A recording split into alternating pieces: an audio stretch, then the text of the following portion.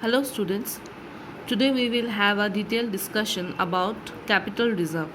Now as I have already told you earlier that capital reserves arises out of the capital gains of the business. Okay, so capital reserves are those kinds of reserves which are created out of capital profit, that is selling of fixed assets or the revaluation of assets, etc.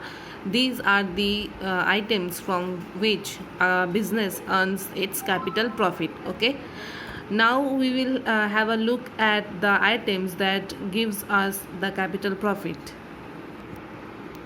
So here we have the meaning of capital profits. Capital profits are earned by the business from the sale of its assets, shares and debentures. And assets are sold at a price. If the assets are sold at a price more than their book values means the price at which it is shown in the balance sheet. Okay, and also the price at which it was originally purchased. So if we are selling it at a profit, it gives us the capital profit. Okay, then if we are issuing the shares and debentures at a premium means more than the actual price of the security.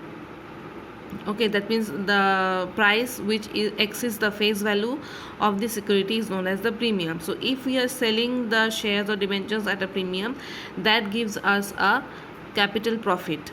Okay, so here we have got certain items which are related to capital profit. They are profit on sale of fixed assets, premium on issue of shares and debentures, share forfeited amount. Share forfeiture means cancelling the share. Okay, that means you are getting a refund amount on the shares.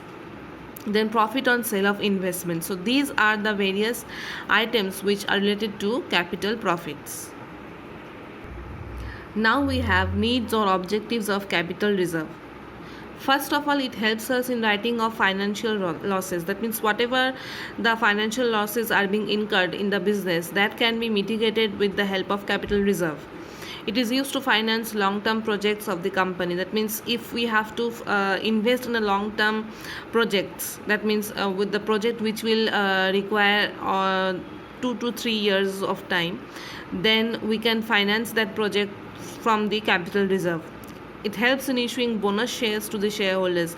That means when the existing shareholders are given excess shares, that is known as bonus shares. So at that time also the capital reserve can be used. Then it is maintained in order to protect the company during inflation or economic crisis. Whenever there is an economic crisis or inflation, that means when there is a rise of prices in the economy, that time in order to cope up with the inflation rate, the capital reserve funds can be utilized.